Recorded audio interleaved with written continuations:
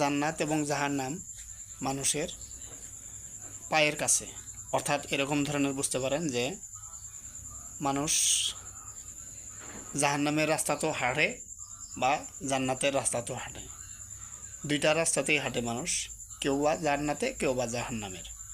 সেই জন্যেই এই হাদিসটার মাধ্যমে এরকম ধরনের আসছে যে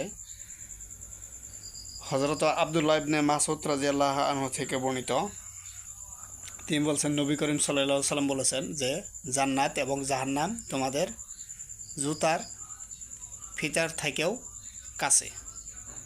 তে যদি আমরা জান্নাতের রাস্তায় চলি তাহলেও আপনি পায়ে চলেই মানে রাস্তা সুন্দরভাবে বেছে নিছেন, আর যদি জাহান্নামের রাস্তায় চলছেন তাহলে কিন্তু মানে পায়ে হাঁটেই কিন্তু জাহান্নামের দিকে যাচ্ছেন।